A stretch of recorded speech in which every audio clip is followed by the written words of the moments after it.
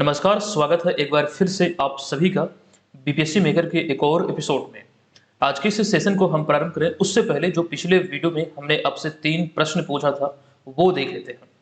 यहाँ पर हमारा पहला प्रश्न है कि हाल ही में बिहार के किस जिले की रोहिणी झा मिसेज इंडिया 2023 चुनी गई है? तो राइट आंसर होगा वे बिहार के सहरसा जिले की रहने वाली है। पटना यूनिवर्सिटी के अंतर्गत बीएन कॉलेज पटना में ये इंग्लिश डिपार्टमेंट की असिस्टेंट प्रोफेसर है। अच्छा, यहाँ पर एक जानकारी हमने आपको ये भी दिया था कि मिसेज बिहार भी यही चुने गए थे कुछ समय पहले। यह जानकारी आपको याद होगा जो हमने आपको बताया था। उसके बाद यहाँ पर हमारा दूसरा प्रश्न है कि परिवहन विभाग द्वारा जारी हालिया आंकड़े जो कि अगस्त 2023 में जारी की गई है और ये पिछले 6 महीने पर आधारित है। तो इस आंकड़े के अनुसार ई चालान से राजस्व अर्जित करने के मामले में बिहार कौन से स्थान पर पहुंच गया है? तो बिहार इस मामले में 5वें स्थान पर है। हालांकि इससे पहले जो 4 राज्य हैं वो कौन कौन से हैं, पिछले वीडियो में हमने इसकी जानकारी आपको दिया था। तीसरा प्रश्न हमने पूछा था कि किनके द्वारा हाल ही में राजमार्ग यात्रा नामक एक मोबाइल ऐप लॉन्च किया गया? तो national highway authority of India के द्वारा अर्थात NHAI के द्वारा इस ऐप को लॉन्च किया गया जिसका नाम है राजमार्ग यात्रा। इस डेली करंट अफेयर्स की श्रृंखला के अंतर्गत हम आपको बिहार राष्ट्रीय और अंतर्राष्ट्रीय घटनाओं से करंट अफेयर्स का सर्वश्रेष्ठ संग्रह देते हैं। आप इस वीडियो को पहले देखिए, अगर आपको लगे कि इस वीडियो श्रृंखला से आपकी हेल्प हो सकती है तो इसका प्रीवियस पार्ट आप चैनल पर जरूर देख लीजिएगा। और साथ ही साथ जो मंथली करंट अफेयर्स है, जो Bihar special monthly current affairs कर आप तलाश कर रहे हैं, तो वो भी आपको यहाँ पर प्लेलिस्ट में मिल जाएगा। अच्छा, इसके अतिरिक्त रिसेंटली एक वीडियो चैनल पर अपलोड हुआ, ये वन लाइनर है। वन लाइनर फॉर्मेट में बिहार करंट अफेयर्स के सिलेक्टेड प्रश्नों का इसमें संग्रह किया गया है। लगभग 200 प्रश्न आपको इस वीडियो में देखने को मिलेगा। जनवरी से जुलाई 2023 तक के प्रश्नों का संग्रह है और इस वीडियो को लेकर हम आपसे दावा कर रहे हैं कि कम से कम 5 प्रश्न सिर्फ और सिर्फ इसी वीडियो से आपके एग्जाम में पूछे जाएंगे। तो आप लोग इस वीडियो को जरूर देख लीजिएगा। ऊपर आई बटन पर इसका लिंक आ रहा होगा, जिस पर क्लिक करके बाद में जरूर देख लीजिएगा। अच्छा, वैसे छात्र जो बीपीएससी मेकर ऐप पर मेंबरशिप लिए हुए हैं, तो अपने कोर्स में आप देखिएगा मंथली करंट अफेयर्स का जो सेक्शन है वहीं पर आपको इसका पीडीएफ मिल जाएगा। और वैसे छात्र जो मेंबरशिप नहीं लिए हैं वो इस वीडियो के डिस्क्रिप्शन में दिए गए लिंक से भी इसे डाउनलोड कर सकते हैं, अन्यथा आप एप्लीकेशन पर भी मेंबरशिप लेके इसे प्राप्त कर पाएंगे। चलिए, अब यहाँ पर हम आ चुके हैं आज की इस वीडियो के पहले प्रश्न पे। पहला प्रश्न है कि 15 अगस्त 2023 को 77वें स्वतंत्रता दिवस के अवसर पर गांधी मैदान पटना में कितने विभागों की झांकी निकाली जाएगी? 15 अगस्त 2023 को जो स्वतंत्रता दिवस मनाया जाएगा, ऐसे में आप ये ध्यान रखेंगे ये 77वां स्वतंत्रता दिवस होगा और ऐसे में गांधी मैदान पटना में 12 विभागों की झांकी निकाली जाएगी। विकल्प नंबर बी यहाँ पर इस प्रश्न का राइट आंसर होगा। अच्छा, यहाँ पर आपको ध्यान ये रखना है कि ये 12 विभाग की झांकी कौन कौन सी है। इसी का जिक्र यहाँ पर हमने किया है कि 77वें स्वतंत्रता दिवस के अवसर पर 15 अगस्त 2023 को 12 विभागों की झांकी निकाली जाएगी। इन 12 विभागों के बारे में आप यहाँ पर इसका नाम देख सकते हैं। ये 12 विभाग की जो झांकी निकलेगी अलग अलग थीम पर आधारित होगी। अच्छा, आई थिंक यहाँ पर आपको क्लियर नहीं दिख रहा होगा क्योंकि बहुत छोटा लिखा गया है, यहाँ पर जगह का थोड़ा सा अभाव था। हमने यहाँ पर अगले स्लाइड में इसे बड़ा करके लिखा है, शायद आपको दिख रहा होगा। आप चाहें तो वीडियो को पॉज कीजिए और इसको एकदम से डिटेल में पढ़ लीजिए कौन कौन सी विभागों की झांकी यहाँ पर निकाली जाएगी। अच्छा, यहाँ पर चौथे नंबर पर आप देख रहे हैं कृषि निदेशालय की तरफ से एक कृषि रोड मैप पर आधारित झांकी निकाली जाएगी। अच्छा, कृषि रोड मैप की बात करें तो कृषि रोड मैप आपके लिए बहुत इंपॉर्टेंट है, हालांकि इसकी जानकारी भी हमने आपको दिया था। इसके अतिरिक्त और भी है, आप यहाँ पर चाहें तो देख सकते हैं, लेकिन हम विशेष रूप से यहाँ पर बात करेंगे कृषि रोड मैप के बारे में। दरअसल कृषि रोड मैप के तहत बात करें तो वर्तमान में चौथा कृषि रोड मैप बिहार में संचालित है और अभी जो चौथा कृषि रोड मैप बिहार में संचालित है ये अप्रैल 2023 को लागू हुआ है, जो कि 2028 तक ये मतलब कर सकते हैं संचालित होगा। इससे पहले जो पहला कृषि रोड मैप था 2008 में लागू हुआ था और इसके तहत बीज उत्पादन के साथ साथ किसानों की उत्पादकता पर या फिर इसे बढ़ाने पर जोर दिया गया था। दूसरा कृषि रोड मैप की बात करें 2012 में लागू हुआ था, इसमें भी किसानों की उत्पादकता बढ़ाने पर जोर दिया गया। तीसरा कृषि रोड मैप 2017 में लागू हुआ था और इसके तहत ऑर्गेनिक खाद, कृषि बिजली और मत्स्य तथा दुग्ध उत्पादन पर जोर दिया गया।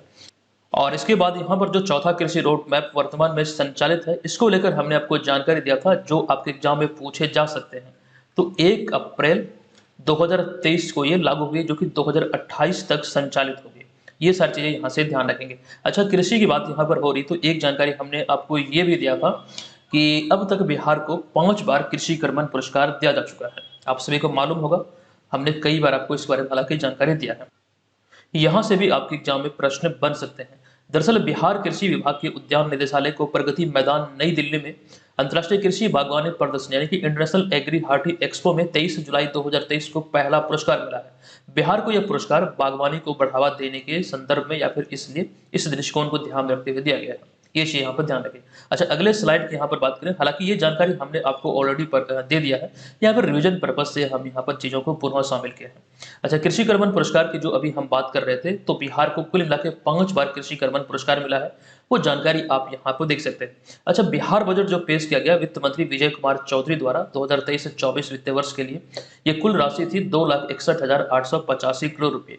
लेकिन इसके अंतर्गत हम कृषि विभाग की बात करें तो कृषि विभाग के लिए 3,639 करोड़ रुपए की राशि का आवंटन किया गया था। हालांकि इस बजट में सर्वाधिक राशि का जो आवंटन हुआ तकरीबन 40,000 करोड़ के आसपास, आपको ध्यान रखना है, ये शिक्षा विभाग के लिए आवंटित किया गया था। ये सारी बातें ऑलरेडी हमारे द्वारा आपको बताया गया है, ध्यान रखेंगे, एग्जाम में प्रश्न पूछे जा सकते हैं। अच्छा, इन सब के अतिरिक्त एक और है जो कि उद्यान निदेशालय भारत सरकार की एक नवीनतम रिपोर्ट है बिहार के संदर्भ में। तो इसके तहत अगर हम बात करें, यहाँ पर आप सारी जानकारी देख सकते हैं। हालांकि हमने बतलाया भी है आपको, पुनः यहाँ पर आपको बता दूं कि लीची, मशरूम, मखाना और लंबी भिंडी के उत्पादन में बिहार अब देश में पहले स्थान पर है। अच्छा, बहुत सारे लोग इस तरह के तथ्यों को बोलेंगे कि सर इस प्रकार की चीजें एग्जाम में नहीं पूछ जाती है, तो बिल्कुल ऐसा नहीं है। इस प्रकार के आंकड़ों से संबंधित आपके एग्जाम में पहले भी कई बार प्रश्न बने हैं और आने वाले समय में भी स्टेट फिजिक्स एग्जाम आदि में यहाँ से प्रश्न बनेंगे। जैसे कि नवीनतम डेटा के आधार पर आलू के उत्पादन में बिहार अब देश में तीसरे स्थान पर, और आम और शहद के उत्पादन में चौथे स्थान पर, केला उत्पादन में बिहार अब 7वें स्थान पर है। हालांकि प्रतिशतता के दृष्टिकोण से देखें तो उसका जिक्र यहाँ पर किया गया है, आप चाहे तो इसे भी पढ़ सकते हैं। चलिए फिलहाल यहाँ पर हम इसे स्किप करते हुए चलते हैं अगले प्रश्न पे। तो यहाँ पर हमारा अगला होगा दूसरा प्रश्न। ये दूसरा प्रश्न है कि आजादी के अमृत महोत्सव के तहत क्रांति तीर्थ कार्यक्रम का आयोजन बिहार में कहाँ किया गया है? तो राइट आंसर यहाँ पर इस प्रश्न का हो जाएगा चंद्रगुप्त प्रबंध संस्थान पटना में। विकल्प नंबर सी यहाँ पर इस प्रश्न का राइट आंसर होगा।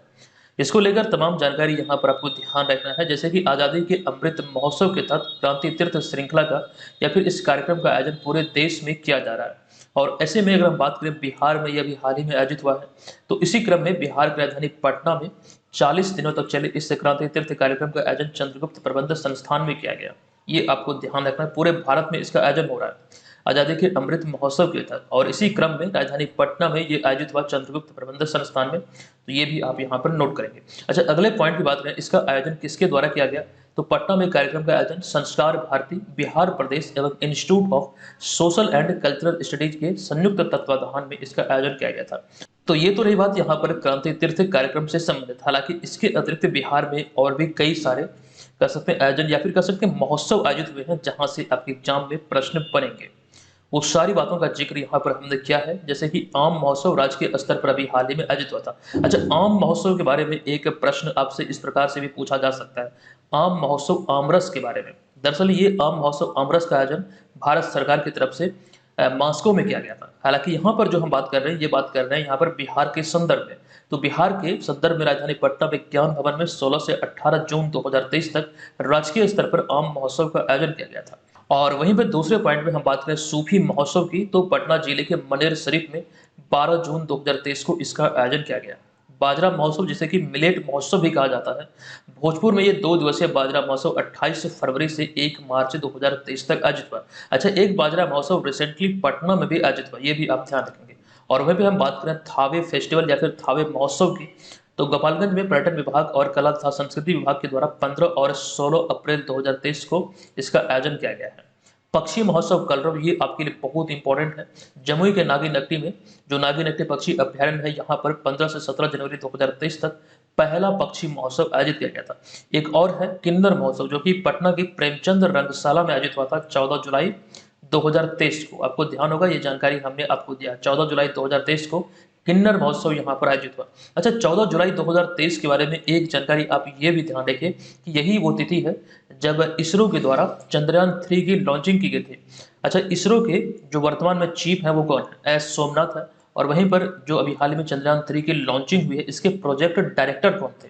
तो पी वीरा मुथुवेल इसके प्रोजेक्ट डायरेक्टर थे। इतनी सारी जानकारी हो सकता है आपके एग्जाम में प्रश्न के रूप में पूछे जाए। अच्छा, यहाँ पर हम आगे बढ़ेंगे, लेकिन उससे पहले एक जानकारी आपको देता हूँ। एक स्पेशल पीडीएफ बीपीएससी मेकर के द्वारा लॉन्च किया गया है, जिसमें जनवरी से जुलाई तक के बिहार राष्ट्रीय अंतर्राष्ट्रीय तीनों घटनाओं का सर्वश्रेष्ठ संग्रह आपको इस पीडीएफ में दिया गया है। अच्छा, इस पीडीएफ की एक विशेषता यह भी है कि इस पीडीएफ में बिहार स्पेशल का 200 वन लाइनर प्रश्नों का जो एक वीडियो चैनल पर अपलोड हुआ है, उसके भी प्रश्नों का इसमें संग्रह किया गया है। जो आप यहाँ पर देख सकते हैं, वो चीजें यहाँ पर लिखी भी गई है। तो इस पीडीएफ को आप इस वीडियो के डिस्क्रिप्शन में दिए गए लिंक से डाउनलोड कर सकते हैं।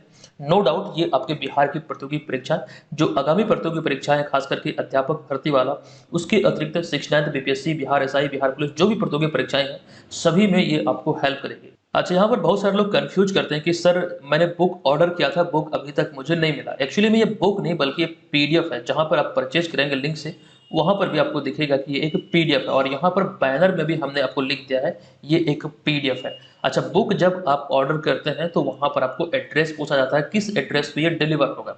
एक्चुअली में ये पीडीएफ है, इसीलिए आपको एड्रेस नहीं पूछाता है। जब आप पेमेंट करते हैं तो उसी वक्त वहां पर आपको डाउनलोड का ऑप्शन आता है। इनकेस अगर आप डाउनलोड नहीं कर पाते हैं तो ईमेल पे जो आपको पेमेंट रिसिप्ट मिलता है, उसी में एक डाउनलोड का बटन होता है।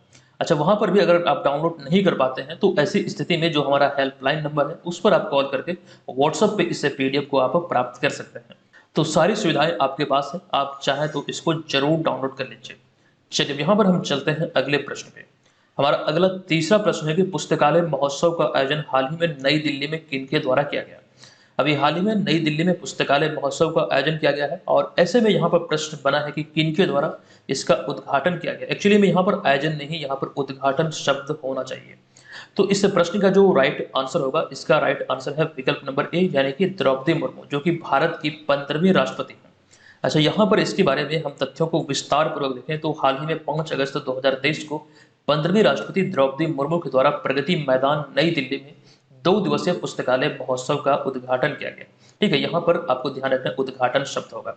हम यहाँ पर अगले पॉइंट की बात करें, इसका आयोजन तिथि कौन सा है, तो 5 से 6 अगस्त 2023 ये 2 दिवसीय कार्यक्रम था। शुरुआत हुई थी 5 अगस्त को, समापन हुआ 6 अगस्त 2023 को, और इसका आयोजन संस्कृति मंत्रालय, भारत सरकार द्वारा पुस्तकालयों के विकास और डिजिटलीकरण को बढ़ावा देने के उद्देश्य से किया गया। ये उस उद्देश्य के साथ इसका आयोजन अभी हाल ही में किया गया। अच्छा, इसी से संबंधित एक जानकारी और भी है, उसे भी देख लेते हैं। जैसे कि जुलाई 2023 में, एक्चुअली में यहाँ पर जुलाई 2023 शब्द उपयुक्त नहीं बैठ रहा, तो यहाँ पर हम इसे छोड़ रहे हैं। तो दिल्ली पुस्तक मेले का 27वां संस्करण का आयोजन दिल्ली के प्रगति मैदान में किया गया था, क्योंकि ये जुलाई में ही नहीं बल्कि जुलाई और अगस्त दोनों में किया गया। मतलब जुलाई में जो इसकी शुरुआत हुई थी और अगस्त में इसका समापन हुआ था। आप यहाँ पर इसकी आयोजन तिथि को देख सकते हैं। इसका आयोजन जो हुआ था ये 29 जुलाई से लेकर 2 अगस्त 2023 तक हुआ था। ये 5 दिवसीय कार्यक्रम था। ये आप यहाँ पर ध्यान रखेंगे, जुलाई 2023 यहाँ पर उपयुक्त नहीं बैठ रहा। अच्छा, यहाँ पर इसका थीम क्या है, ये बहुत इंपॉर्टेंट है आपके लिए। थीम को आपको ध्यान रखना है। राष्ट्र निर्माण में पुस्तक है, ये 2023 का, ये कह सकते हैं 27वां संस्करण का इसका थीम है दिल्ली पुस्तक मेले का। ये बातें यहाँ से आप ध्यान रखेंगे। चलिए, फिलहाल यहाँ पर हम चलते हैं अगले प्रश्न पे। चौथा प्रश्न है कि विश्व तीरंदाजी चैंपियनशिप 2023 में भारतीय महिला कंपाउंड टीम ने किस देश को हराकर गोल्ड मेडल जीतकर इतिहास रचा है। तो इस प्रश्न का हमारा राइट आंसर यहाँ पर हो जाएगा विकल्प नंबर सी, यानी कि मैक्सिको। अब यहाँ पर आपको इसके बारे में जानकारी विस्तार पूर्वक दे दूं कि विश्व तीरंदाजी चैंपियनशिप 2023 का आयोजन 31 जुलाई से लेकर 6 अगस्त 2023 तक बर्लिन जर्मनी में किया गया था। कहाँ पर किया गया ये भी पूछे जा सकते हैं, कब किया गया ये भी पूछे जा सकते हैं। तो 31 जुलाई से लेकर 6 अगस्त 2023 तक ये बर्लिन जर्मनी में आयोजित किया गया। इस प्रतियोगिता में भारतीय महिला कंपाउंड टीम ने मैक्सिको को हराकर भारत के लिए पहला गोल्ड जीतकर इतिहास रच दिया। ये आप यहाँ पर ध्यान रखेंगे, ये वाला पॉइंट बहुत इंपॉर्टेंट है, इसी को हमने यहाँ पर प्रश्न में भी शामिल किया है। हालांकि इस प्रतियोगिता से संबंधित जितने भी प्रश्न बनेंगे वो सभी यहाँ पर हम देखने वाले हैं। जैसे कि अगला पॉइंट है कि विश्व तीरंदाजी चैंपियनशिप के इतिहास में पहली बार भारत पदक तालिका में शीर्ष स्थान पर या फिर शीर्ष स्थान हासिल किया या फिर शीर्ष स्थान पर पहुंचा है। दरअसल यहाँ पर हम पदक तालिका की बात करें तो इसमें आप देख सकते हैं कि भारत को पहला स्थान मिला है। दरअसल भारत ने इस प्रतियोगिता में स्वर्ण और 1 कांस्य, कुल मिलाकर 4 पदक अपने नाम किया है। वहीं पर दूसरे स्थान पर दक्षिण कोरिया रहा। दक्षिण कोरिया ने 2 स्वर्ण और 1 कांस्य, कुल मिलाकर 3 पदक अपने नाम किया है। वहीं पर तीसरे स्थान की बात करें तो तीसरे स्थान पर जर्मनी रहा। जर्मनी जो कि इसका मेजबान देश है, यानी कि इसका जो आयोजन अभी हाल ही में हुआ है विश्व तीरंदाजी चैंपियनशिप 2023 का, ये जर्मनी में ही हुआ है। तो मेजबान देश जर्मनी की हम बात करें तो 1 स्वर्ण और 1 रजत के साथ कुल मिलाकर 2 पदक के साथ तीसरा स्थान हासिल किया। तो यहाँ से कुल मिला के बात ये है कि विश्व तीरंदाजी चैंपियनशिप 2023 जो आयोजित हुआ, इसमें भारत पहले स्थान पर रहा और इसी के संदर्भ में ये पॉइंट लिखा गया है। ये इसके इतिहास में पहली बार है जब भारत इस पदक तालिका में शीर्ष स्थान हासिल किया है। तो ये प्रश्न है कि हाल ही में 6 जुलाई को हिरोशिमा दिवस, एक सेकंड, यहाँ पर जुलाई नहीं बल्कि यहाँ पर अगस्त होगा, क्योंकि हिरोशिमा दिवस प्रत्येक वर्ष अगस्त में मनाया जाता है, 6 अगस्त को। आप लोग यहाँ पर सुधार करेंगे, यहाँ पर जुलाई नहीं बल्कि यहाँ पर अगस्त होगा। तो 6 अगस्त को हिरोशिमा दिवस मनाया गया और पूछा गया कि बताएं कि यहाँ अमेरिका द्वारा 6 अगस्त 1945 को कौन सा परमाणु बम गिराया गया था, यानी कि इस परमाणु बम का क्या नाम दिया गया था जो यहाँ पर 6 अगस्त 1945 को गिराया गया था हिरोशिमा पर। जापान का एक शहर है हिरोशिमा, और आपको ध्यान होगा कि द्वितीय विश्व युद्ध के दौरान यहाँ पर अमेरिका ने 2 बार परमाणु हमला किया था, एक तो हिरोशिमा पर, दूसरा नागासाकी पर। इसको लेकर कंप्लीट जानकारी आप यहाँ पर देखेंगे। यहाँ पर जो पूछा गया कि इस परमाणु बम का नाम क्या है, तो राइट आंसर होगा विकल्प नंबर बी, यानी कि लिटिल बॉय। विकल्प नंबर बी यहाँ पर इस प्रश्न का राइट आंसर होगा। अच्छा, इसी चीज का जिक्र यहाँ पर किया गया कि द्वितीय विश्व युद्ध के समय जापान के शहर हिरोशिमा और नागासाकी पर अमेरिका द्वारा क्रमशः 6 अगस्त और 9 अगस्त 1945 को परमाणु हमला किया गया था। अच्छा, अमेरिका दुनिया का एकमात्र देश है जिन्होंने अब तक परमाणु हथियार का प्रयोग किया है, ये भी आपको ध्यान रखना। और ये जापान में हिरोशिमा और नागासाकी पर क्रमशः द्वितीय विश्व युद्ध के दौरान 6 अगस्त और 9 अगस्त 1945 को गिराया था। अच्छा, यहाँ पर कुछ चीजें और भी है, जैसे कि हिरोशिमा पर जो बम गिराया गया था उसका नाम दिया गया लिटिल बॉय, और वहीं पर नागासाकी शहर की बात करें तो फैटमैन परमाणु बम यहाँ पर गिराया गया था। और यहाँ पर इससे संबंधित कई बार आपके एग्जाम में प्रश्न बने भी हैं, ऐसा नहीं कि यहाँ से प्रश्न नहीं बने हैं, पहले भी कई दफा यहाँ से प्रश्न बने हैं, ये चीजें यहाँ से ध्यान रखेंगे। अब यहाँ पर परमाणु हथियार को लेकर जून 2023 में एक रिपोर्ट आई थी, ये रिपोर्ट आपके लिए बहुत इंपॉर्टेंट साबित हो सकता है।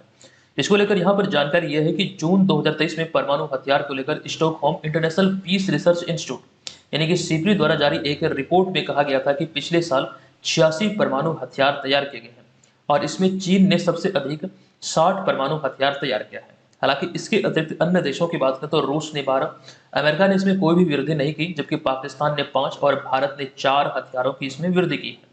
कि जून 2023 में सीपरी की जो रिपोर्ट आई थी उसी में इन सारी बातों का जिक्र किया गया है। अच्छा, यहाँ पर कुछ जानकारी और भी है, जैसे कि हमारा अगला पॉइंट है कि इस रिपोर्ट के अनुसार इस समय दुनिया में 12,512 परमाणु हथियार हैं। जून 2023 के आधार पर यहाँ पर बात हो रही है और इसमें सर्वाधिक जो परमाणु हथियार है वो रूस के पास है 4489, उसके बाद अमेरिका का स्थान आता है, फिर चीन, पाकिस्तान और फिर भारत। वर्तमान में भारत के पास जो ये सिफरी की रिपोर्ट है इसके आधार पर 164 परमाणु हथियार है।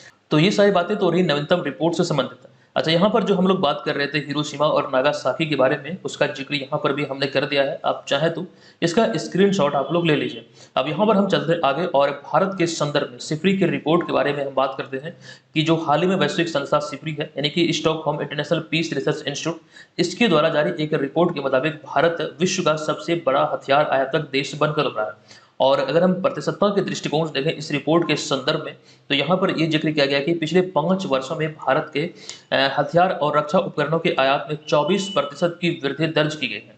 ये सारी बातें इस रिपोर्ट में कही गई हैं और हो सकता है यहाँ से आपके एग्जाम में प्रश्न बने। इस रिपोर्ट के आधार पर सिपरी ने भारत को सबसे बड़ा हथियार आयातक देश कहा है और 24% की यहाँ पर जो हथियार और रक्षा उपकरण है उसकी वृद्धि की बात कही है। अच्छा, यहाँ पर सिपरी की जो बात हुई है, सिपरी एक स्वतंत्र अंतर्राष्ट्रीय संस्थान है, इसकी स्थापना हुई थी वर्ष 1966 में। इसका पूरा नाम क्या होता है वो भी आपको ध्यान रखना है, हो सकता है यहाँ से भी प्रश्न बने। चलिए फिलहाल यहाँ पर हम चलेंगे अगले प्रश्न पे। छठा प्रश्न है कि भारत के कैबिनेट सचिव निम्नलिखित में से कौन है जिनका कार्यकाल बढ़ाया गया है। तो इस प्रश्न का राइट आंसर होगा विकल्प नंबर ए यानी कि राजीव गौबा, जिन्हें आप यहाँ पर इस तस्वीर में देख रहे हैं। अच्छा, यहाँ पर आपको इसके बारे में कंप्लीट जानकारी दे दूं। दरअसल पहला पॉइंट है कि राजीव गौबा 1982 यानी कि 1982 बैच के भारतीय प्रशासनिक सेवा अधिकारी हैं और उन्होंने 2019 में कैबिनेट सचिव का पदभार संभाला था। हालांकि शुरुआत में 2 वर्ष के कार्यकाल के लिए उन्हें नियुक्त किया गया था, लेकिन पहली बार 2021 में 2 वर्ष का कार्यकाल उनका बढ़ाया गया था, लेकिन पुनः से अभी हाल ही में 1 वर्ष के लिए बढ़ाया गया है। तो ये भी आपको ध्यान रखना है। इसी 1 वर्ष की वृद्धि के पश्चात ये प्रश्न यहाँ पर बना है। तो आप ये ध्यान रखेंगे वर्तमान में भारत के जो कैबिनेट सचिव है यह है राजीव गौबा, जिनका कार्यकाल अभी हाल ही में 1 वर्ष के लिए बढ़ाया गया है। अच्छा, यहाँ पर हम बात कर लेते हैं बिहार के मुख्य सचिव की। ये भी बहुत इंपॉर्टेंट है, एग्जाम में प्रश्न बनना स्वाभाविक है। दरअसल भारतीय प्रशासनिक सेवा के 1987 बैच की अधिकारी आमिर सुबहानी बिहार के मौजूदा मुख्य सचिव हैं। अच्छा, आमिर सुबहानी के बारे में ये ध्यान रखिए, मूल रूप से बिहार के सिवान जिले के रहने वाले हैं। सिवान वही जिला है जहां पर भारत के प्रथम राष्ट्रपति डॉक्टर राजेंद्र प्रसाद का जन्म हुआ था, सिवान जिले की जीरादेई ग्राम में। और जीरादेई को महात्मा गांधी ने अपने शब्दों में तीर्थ स्थल कहकर संबोधित किया है। ये आप यहाँ पर ध्यान रखेंगे। चलिए, अब यहाँ पर हम आ चुके हैं अगले 7वें प्रश्न पे। ये 7वां प्रश्न है कि हाल ही में साउथ जोन ने देवधर ट्रॉफी 2023 का खिताब जीता है। बताएं कि इस वर्ष इसका कौन सा संस्करण आयोजित किया गया था। देवधर ट्रॉफी की कौन सा संस्करण इस वर्ष आयोजित किया गया है। तो इस प्रश्न का हमारा राइट आंसर होगा, इस वर्ष इसका 48वां संस्करण आयोजित हुआ। विकल्प नंबर बी इस प्रश्न का राइट आंसर होगा। अच्छा, देवधर ट्रॉफी की सबसे पहले हम बात कर लेते हैं। तो देवधर ट्रॉफी भारत में आयोजित होने वाला श्रेणी ए क्रिकेट प्रतियोगिता है, जिसका आयोजन भारतीय क्रिकेट कंट्रोल बोर्ड अर्थात बीसीसीआई द्वारा प्रत्येक वर्ष किया जाता है। अब यहाँ पर इसके अतिरिक्त हम बात कर लेते हैं इस 48वें संस्करण के बारे में। तो इस वर्ष 24 जुलाई से 3 अगस्त 2023 तक इसका 48वां संस्करण आयोजित किया गया था। और इसके फाइनल मुकाबले में, यानी कि जो खिताबी मुकाबला खेला गया, तो साउथ जोन ने ईस्ट जोन को 45 रनों से हराकर 9वीं बार इस खिताब को अपने नाम किया। वैसे तो ये प्रतियोगिता 48 बार आयोजित हो चुकी है अब तक, लेकिन यहाँ पर आपको ध्यान रखना कि साउथ जोन ने ईस्ट जोन को हराकर 9वीं बार इस खिताब को अपने नाम किया है। अच्छा, यहाँ पर एक जानकारी ये भी है इस ट्रॉफी के बारे में। दरअसल दिनकर बलवंत देवधर, जिन्हें कि डीवी देवधर के भी नाम से जाना जाता था, आपको ध्यान रखना है कि इन्हें भारतीय क्रिकेट के ग्रैंड ओल्ड मैन के नाम से जाना जाता है। और आपको ये ध्यान रखना, इन्हीं के सम्मान में इस ट्रॉफी का नामांकन किया गया या फिर शुरुआत किया गया। जिस प्रकार से आप लोग जानते हैं कि grand old man of India कहा जाता है दादा भाई नौरोजी को, वैसे ही भारतीय क्रिकेट के ग्रैंड ओल्ड मैन के नाम से जाना जाता है डीवी देवधर को। इन्हीं के सम्मान में ये देवधर ट्रॉफी की शुरुआत हुई। चलिए, फिलहाल यहाँ पर हम आगे चलते हैं अगले प्रश्न पे। किस देश के क्रिकेटर एलेक्स हेल्स ने अंतर्राष्ट्रीय क्रिकेट से संन्यास की घोषणा की है। दरअसल आप यहाँ पर इस जर्सी को भी देख के समझ सकते हैं, ये इंग्लैंड टीम के क्रिकेटर है। विकल्प नंबर बी यहाँ पर इस प्रश्न का राइट आंसर हो जाएगा। अच्छा, यहाँ पर हम इसके बारे में विस्तार से बात करें तो इंग्लैंड के स्टार बल्लेबाज एलेक्स हेल्स ने 4 अगस्त 2023 को अंतर्राष्ट्रीय क्रिकेट से संन्यास की घोषणा की है। अच्छा, यहाँ पर क्रिकेट की बात हुई तो क्रिकेट खेल का जो जन्मदाता है वो इंग्लैंड को कहा जाता है। कुछ चीजें हैं जो कि आपको ध्यान रखना है कि अगर हम बात करें यहाँ पर प्रथम क्रिकेट विश्व कप की, यानी कि एक दिवसीय प्रतियोगिता की अर्थात वनडे विश्व कप की, तो 1975 में इंग्लैंड में ये आयोजित किया गया था, जिसे कि वेस्ट इंडीज ने पहला संस्करण अपने नाम किया। अच्छा, यहाँ पर मैं आपको ये क्यों बता रहा हूँ, ये भी सवाल है। तो दरअसल एक दिवसीय क्रिकेट विश्व कप की बात करें तो अब तक इंग्लैंड ने एक भी बार इस खिताब को अपने नाम नहीं किया था। पिछली बार 2019 में इन्होंने अपने नाम किया। भले ही क्रिकेट का जन्म इंग्लैंड में हुआ, लेकिन एक दिवसीय क्रिकेट विश्व कप का खिताब एक भी बार इंग्लैंड ने अब तक अपने नाम नहीं किया था। पिछली बार 2019 में कई वर्षों के बाद, कई दशकों के बाद इंग्लैंड ने इसे अपने नाम किया था। उसको हम लोग यहाँ पर अगले पॉइंट में देखने वाले हैं। तो यहाँ पर हमारा अगला पॉइंट है कि हालांकि इंग्लैंड ने पहली बार एक दिवसीय क्रिकेट विश्व कप का खिताब 2019 में न्यूजीलैंड को हराकर जीता था। दरअसल यहाँ पर भी एक स्टोरी है, बहुत इंटरेस्टिंग है। आपको यहाँ पर मैं थोड़ा शॉर्ट में बता दूं। दरअसल ये भी खिताब इंग्लैंड की झोली में, मतलब कह सकते हैं झोली से निकल रहा था, वो किसी प्रकार इंग्लैंड की झोली में चले गया। दरअसल फाइनल मुकाबला जो इंग्लैंड और न्यूजीलैंड के बीच खेला गया, पहली बार ऐसा हुआ क्रिकेट विश्व कप के इतिहास में, एक दिवसीय क्रिकेट विश्व कप के इतिहास में, कि फाइनल मैच जो था वो ड्रॉ हो गया। यानी कि दोनों टीमों ने समान स्कोर बनाया, समान रन बनाया। उसके बाद जब ये ड्रॉ हो गया तो उसके परिणाम स्वरूप सुपर ओवर किया गया, यानी कि एक ओवर जो होता है, एक ओवर दोनों टीम को खिलाया जाता है। जो भी सर्वाधिक रन बनाते हैं सुपर ओवर में, यही होता है, वो टीम को विजेता घोषित किया जाता है। और संयोग देखिए कि सुपर ओवर भी एकदम से ड्रॉ हो गया।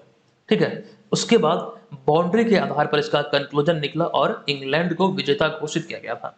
ठीक है, तो कुल मिलाकर ये यहाँ से आप ध्यान रखें कि 2019 का जो इसका पिछला संस्करण था वो इंग्लैंड ने अपने नाम किया था। अच्छा, अभी हाल ही में 2023 में जो एक दिवसीय क्रिकेट विश्व कप भारत में होना है, आपको ये ध्यान रखना है कि ये इसका कह सकते हैं जो अगला संस्करण है ये भारत की मेजबानी में आयोजित होना है। और भारत, आपको ये ध्यान रखना है कि चौथी बार इसकी मेजबानी करेगा। अच्छा, भारत के संदर्भ में बात करें तो भारत ने इस खिताब को कब कब अपने नाम किया है, ये भी आपके लिए इंपॉर्टेंट हो सकते हैं। तो पहली बार भारत ने 1983 में कपिल देव की अगुवाई में एक दिवसीय क्रिकेट विश्व कप का खिताब जीता था, पहली बार। और 2011 में महेंद्र सिंह धोनी की कप्तानी में दूसरी बार इस खिताब को भारत ने अपने नाम किया। तो ये सारी बातें यहाँ से ध्यान रखिए। ये तो रही बात एक दिवसीय क्रिकेट विश्व कप की, लेकिन वहीं पर हम बात करें आईसीसी T20 विश्व कप की, तो ऐसे में आपको ये ध्यान रखना है कि 16 अक्टूबर से लेकर 13 नवंबर 2023 तक ऑस्ट्रेलिया में खेले गए T20 क्रिकेट विश्व कप फाइनल में इंग्लैंड ने पाकिस्तान को हराकर दूसरी बार इस खिताब को अपने नाम किया है। तो ये रही बात यहाँ पर आईसीसी T20 क्रिकेट विश्व कप की। दरअसल आईसीसी की तरफ से 3 फॉर्मेट में क्रिकेट का आयोजन अभी किया जा रहा है, एक तो है टेस्ट, एक है वनडे और एक है T20, और यही T20 की हम यहाँ पर बात कर रहे हैं। अच्छा, इसके चार्ट को भी आप यहाँ पर देख सकते हैं कि अभी 2022 में पिछले वर्ष जो इसका संस्करण आयोजित हुआ, ये इसका 8वां संस्करण था। इंग्लैंड ने पाकिस्तान को हराकर इस खिताब को अपने नाम किया, और इसका जो आयोजन हुआ या फिर जो मेजबान देश था वो था ऑस्ट्रेलिया। अच्छा, यहाँ पर कुछ चीजें ये भी ध्यान रखें, जैसे कि भारत जो इसका पहला संस्करण जीता वो वर्ष था 2007 दक्षिण अफ्रीका की मेजबानी में पाकिस्तान को हराकर। अच्छा, यहाँ पर एक बात ये भी आपको ध्यान रखना कि इंग्लैंड ने इस खिताब को दूसरी बार अपने नाम किया है। इसके अतिरिक्त एक और टीम है जो कि वेस्ट इंडीज इस खिताब को 2 बार अपने नाम कर चुकी है। ये सारी चीजें एग्जाम में पूछे जाने योग्य है, निश्चित तौर पर पूछे जा सकते हैं। चलिए अब यहाँ पर हम चलते हैं अगले प्रश्न पे। ये प्रश्न है कि हाल ही में किस राज्य की विधानसभा ने विश्वविद्यालय कानून संशोधन विधेयक 2023 से पारित किया है? तो राइट आंसर यहाँ पर हो जाएगा विकल्प नंबर ए, यानी कि पश्चिम बंगाल। इसका जिक्र यहाँ पर हमने किया है कि पश्चिम बंगाल विधानसभा ने 4 अगस्त 2023 को विश्वविद्यालय कानून संशोधन विधेयक 2023 पारित किया है। अर्थात यहाँ पर आपको ये ध्यान रखना कि पश्चिम बंगाल विधानसभा ने मुख्यमंत्री को विश्वविद्यालय का चांसलर बनाने वाला कानून पारित किया है। चांसलर अर्थात कुलाधिपति, जबकि हम बात करें वाइस चांसलर की तो वाइस चांसलर कुलपति को कहा जाता है। तो ये आप यहाँ से ध्यान रखें। अच्छा, यहाँ पर बिहार के शिक्षक भर्ती प्रतियोगी परीक्षाओं की तैयारी में लगे जितने भी छात्र हैं, लाइव सेशन के माध्यम से आप करंट अफेयर्स के टेस्ट को जरूर ज्वाइन कीजिएगा। प्रत्येक रात्रि या फिर शाम में 9:30 बजे से एक क्लास चलती है जिसमें सर्वश्रेष्ठ प्रश्नों का संग्रह होता है। अब तक इसका 10 पार्ट आप लोगों को दिया जा चुका है, आप लोग अटेंड नहीं करते। लाइव क्लास को आप लोग अटेंड किया कीजिए, नो डाउट यहाँ से आपको बहुत हेल्प मिलेगा। इसमें बिहार, राष्ट्रीय, अंतर्राष्ट्रीय तीनों घटनाओं का संग्रह होता है। 12 महीने के प्रश्नों का संग्रह आप यहाँ पर टेस्ट फॉर्मेट में हूबहू जिस प्रकार से आप टेस्ट देते हैं एग्जाम हॉल में बैठ के, उसी प्रकार के फील यहाँ पर हमने देने का प्रयास किया है। यहाँ पर आप जरूर देखिएगा। हालांकि इसका 10 पार्ट जो चैनल पर ऑलरेडी लाइव सेशन के माध्यम से उपलब्ध कराया जा चुका है, वो भी आपसे देख सकते हैं। ठीक है, तो आप लोगों को जरूर इसे अटेंड करना है। चलिए अब यहाँ पर हम चलते हैं अगले 10वें प्रश्न पे, लेकिन उससे पहले यहाँ पर जो विधानसभा की बात हुई, तो ऐसे में विधानसभा के बारे में जो प्रश्न एग्जाम में बनते हैं वो यहाँ पर देख लेते हैं। दरअसल विधानसभा का जो कार्यकाल होता है सामान्यतः कितने साल का होता है? तो 5 साल का या फिर 5 वर्ष का होता है। विधानसभा का नेता कौन होता है? तो संबंधित राज्य का मुख्यमंत्री विधानसभा का नेता होता है। और वहीं पर राज्य विधान मंडल में कितने सदन होते हैं? तो 2 सदन होते हैं, एक तो होता है विधानसभा और एक होता है विधान परिषद। किसी भी राज्य में विधानसभा के अधिकतम कितने सदस्य हो सकते हैं? तो 500, और न्यूनतम की बात है तो न्यूनतम 60 हो सकते हैं। चलिए अब यहाँ पर हमारा अगला है 10वां प्रश्न। ये प्रश्न है कि स्वास्थ्य मंत्रालय की हालिया रिपोर्ट के अनुसार किस राज्य या फिर केंद्र शासित प्रदेश में रेबीज के कारण सबसे अधिक मौतें हुई है? तो देखिए, इसका जो राइट आंसर है, जो नवीनतम रिपोर्ट आई है स्वास्थ्य मंत्रालय की, इसके आधार पर इस प्रश्न का राइट आंसर होगा विकल्प नंबर ए, यानी कि दिल्ली। अच्छा, यहाँ पर इसके बारे में चीजों को हमने विस्तार पूर्वक आपके समक्ष रखा है। जैसे कि हाल ही में आई स्वास्थ्य मंत्रालय द्वारा आंकड़ों के अनुसार 2022 में भारत में रेबीज के कारण सबसे अधिक मौतें दिल्ली में हुई है, और कुत्तों के काटने से रेबीज के कारण होने वाली मौत में दिल्ली में जो आंकड़े हैं वो है 48, और वह पश्चिम बंगाल की बात करें तो 38 मौतें यहाँ पर हुई। उसके बाद क्रमशः आंध्र प्रदेश और कर्नाटक का स्थान है इस सूची में। जो रेबीज के कारण जो मौत होती है, वैसे इस सूची में बात करें तो आपको ध्यान रखना है इस नवीनतम रिपोर्ट के आधार पर दिल्ली इसमें शीर्ष स्थान पर है। अच्छा, यहाँ पर कुत्तों की बात हुई तो ऐसे में एक जानकारी हमने आपको दिया था कि भूटान सरकार ने देश की कुत्ते की मूल नस्ल चांगकी की रक्षा के लिए राजधानी थिम्पू में एक संरक्षण केंद्र की स्थापना की है। अच्छा, ऐसी ही जानकारी एक हमने ये भी आपको दिया था कि हाल ही में उत्तर प्रदेश सरकार ने सभी नगर निगमों में पशु जन्म नियंत्रण केंद्र स्थापित करने की घोषणा की है। बाकायदा इसके लिए 15 करोड़ रुपए की राशि का भी आवंटन किया गया है। और उत्तर प्रदेश सरकार का यह उद्देश्य है कि बच्चों तथा लोगों पर आवारा कुत्तों के हमले को रोकना। दरअसल जो जानकारी हमने आपको दिया था कि कुत्ते जो होते हैं प्रसव के बाद जब बच्चों को जन्म देते हैं तो उसके बाद वो ज्यादा खतरनाक हो जाती है, यानी कि उसके बच्चों को अगर आप परेशान करेंगे तो वो आपको काट भी सकती है। तो इसी चीज को ध्यान रखते हुए जो मामले लगातार आ रहे थे उसी को मद्देनजर रखते हुए अभी हाल ही में उत्तर प्रदेश सरकार ने यह घोषणा की है। अच्छा, यहाँ पर एक जानकारी ये भी है कि जनवरी 2023 में एक रिपोर्ट आई थी, और इस रिपोर्ट के आधार पर 95% से अधिक मानव मौत एशिया और अफ्रीका में होती है। यहाँ पर एक्चुअली में रेबीज की बात किया जा रहा है। रेबीज के कारण यानी कुत्ते के काटने के कारण जो सर्वाधिक मौत होती है लगभग 95% वो एशिया और अफ्रीका में ही होता है। ये भी डेटा आपको ध्यान रखना है। चलिए चलते हम यहाँ पर अगले प्रश्न पे। अगला 11 नंबर प्रश्न है कि हाल ही में शुरू किए गए शुभ यात्रा योजना का संबंध किस राज्य या फिर केंद्र शासित प्रदेश से है? तो राइट आंसर होगा विकल्प नंबर बी, यानी कि इसका संबंध केरल से है। अच्छा, यहाँ पर आपको जानकारी दे दूं कि शुभ यात्रा नामक एक योजना की शुरुआत हाल ही में केरल सरकार के द्वारा किया गया है।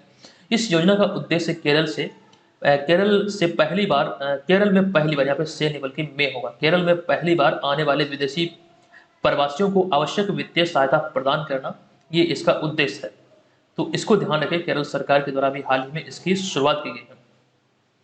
चलिए यहाँ पर हम चलते हैं अगले 12वें नंबर प्रश्न पे। अच्छा, यहाँ पर इस कोर्स के बारे में आपको ध्यान रखना है, जो लोग इच्छुक हैं इस कोर्स को जरूर ज्वाइन कीजिए। इसमें तमाम मटेरियल, टेस्ट सीरीज आदि आपको उपलब्ध कराए गए हैं और इसमें एक ऑफर है, आप BM100 अर्थात BM100 का प्रयोग करके 50% तक का डिस्काउंट इस कोर्स में प्राप्त कर सकते हैं। चलिए फिलहाल यहाँ पर हम चलते हैं अगले 12 नंबर प्रश्न पे। ये प्रश्न है कि निम्नलिखित में से किन्हें हाल ही में IFFM द्वारा डाइवर्सिटी इन सिनेमा अवार्ड से सम्मानित किया जाएगा। अर्थात यहाँ पर IFFM की बात करें तो इसका पहले तो यहाँ पर हम जान लेते हैं इसका आंसर क्या है। तो इसका आंसर जो होगा ये होगा मृणाल ठाकुर, जिन्हें आप यहाँ पर देख सकते हैं। अच्छा, यहाँ पर इस अवार्ड की बात करें तो ऐसे में ये ध्यान रखेंगे, अभिनेत्री मृणाल ठाकुर को मेलबर्न में आयोजित होने वाले भारतीय फिल्म महोत्सव यानी कि Indian film festival of Melbourne, तो यहाँ पर प्रतिष्ठित डाइवर्सिटी इन सिनेमा अवार्ड से 11 अगस्त 2023 को इन्हें सम्मानित किया जाएगा। यह अवार्ड भारतीय सिनेमा की दुनिया में अलग अलग भूमिकाओं और भाषाओं में उनके आउटस्टैंडिंग परफॉर्मेंस के लिए दिया जाता है। तो अभी हाल ही में 11 अगस्त 2023 को मृणाल ठाकुर को इस अवार्ड से सम्मानित किया जाएगा। अच्छा, यहाँ पर जो विकल्प नंबर बी में आप देख रहे हैं पाखी हेगड़े, तो पाखी हेगड़े के बारे में हमने आपको जानकारी दिया था कि भोजपुरी में जो पहला फिल्म फेयर अवार्ड अभी हाल ही में आयोजित हुआ, तो सर्वश्रेष्ठ अभिनेत्री का अवार्ड मिला पाखी हेगड़े को। वहीं पर हम बात करें दिनेश लाल यादव निरहुआ की, तो सर्वश्रेष्ठ अभिनेता का खिताब दिनेश लाल यादव उर्फ निरहुआ को दिया गया। अच्छा, सीमा हैदर को तो आप सभी जानते ही हैं, ये बताने की जरूरत नहीं। चलिए आज की ये वीडियो यहाँ पर समाप्त करते हैं, हम चलते हैं आज के इस वीडियो के प्रश्न की ओर।